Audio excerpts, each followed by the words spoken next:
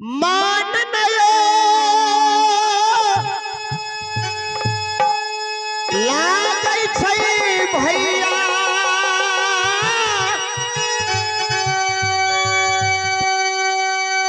ई सकूल में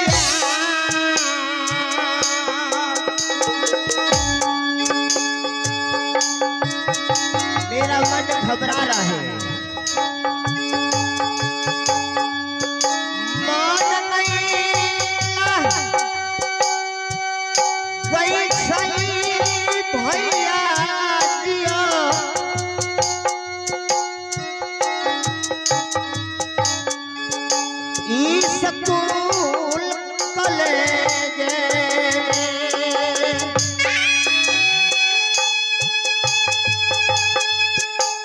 मैं राज्य को बचाऊंगा।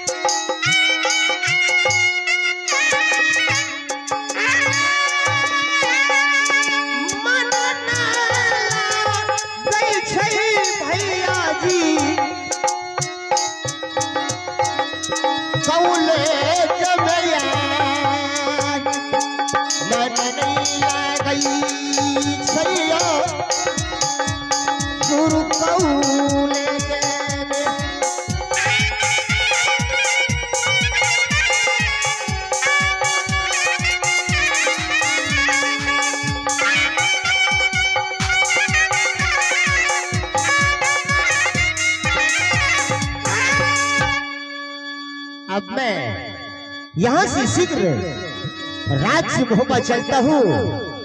माँ और पिताजी का मुलाकात करके फिर अपने कॉलेज को चले आऊंगा।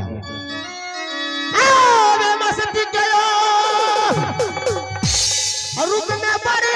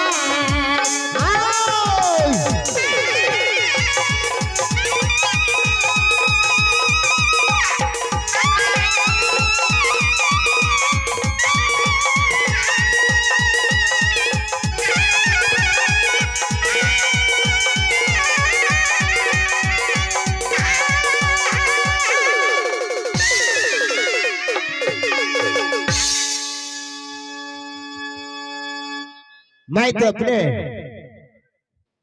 दरबार में पहुंच चुका हूं, परंतु मैं किसी को देखता नहीं हूं। सबसे पहले मैं अपने माँ को आवाज लगाता हूं। अगर मेरी माँ घर में हो गए तो आवाज सुनते ही दौड़ के मेरे पास चले आएंगे। मैया जी गए सुनियो गई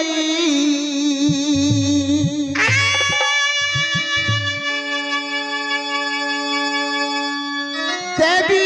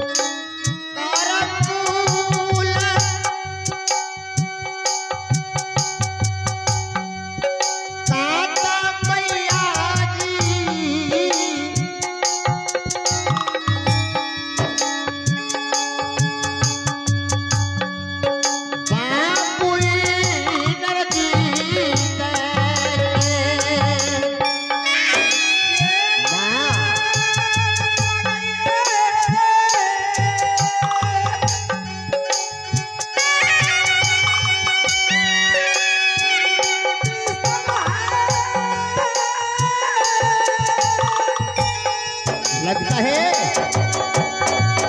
मेरी माँ आ रही है।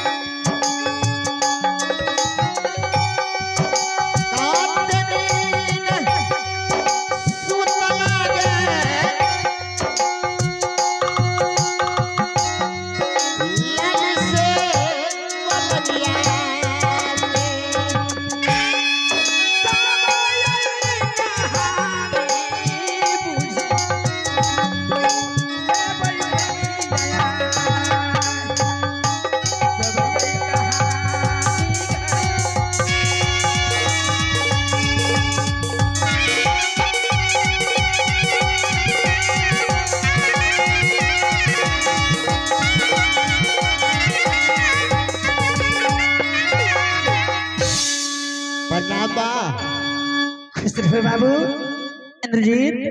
हाँ बड़ी माँ। क्या गुरु पाठशाला से आ गया? हाँ भैया,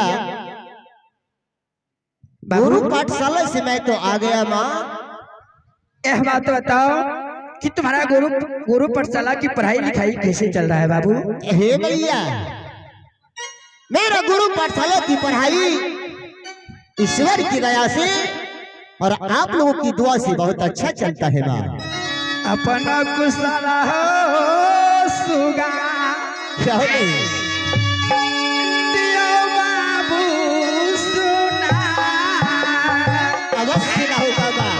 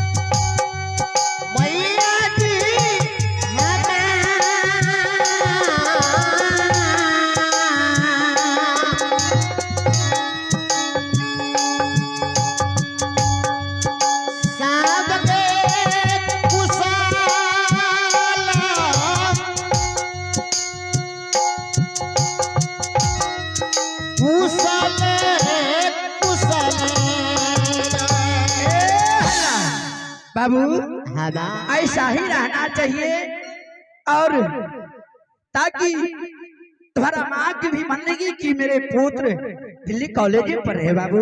क्यों नहीं माँ? हे बड़ी माँ, बाबू सबसे पहले आप अपना कुशल बताओ माँ। इंद्रजीत, तुम तो स्वयं जानते हो, जब तक तुम्हारा महारानी सोना राज महोबा में है तब तक कोई चीज का ना दिक्कत और ना कोई चीज की आफत आ सकते हैं बाबू। रहना भी नहीं चाहिए माँ। हे माँ, इस समय मेरी माँ कहाँ है, पिताश्री कहाँ है? बाबू जरा उनसे भी मुलाकात करा दो। तुम्हारा माँ इस वक्त बाबा शिव को जो पूजा है हाँ माँ। वह भी पूजा में नहीं है बाबू। ऐसे अगर तुम्हें मिलने का इच्छा है तो मैं अवश्य बुला देंगी। माँ, मिलने का तो दिल है, जरा मिला दो। ठीक है बाबू। अब बेटी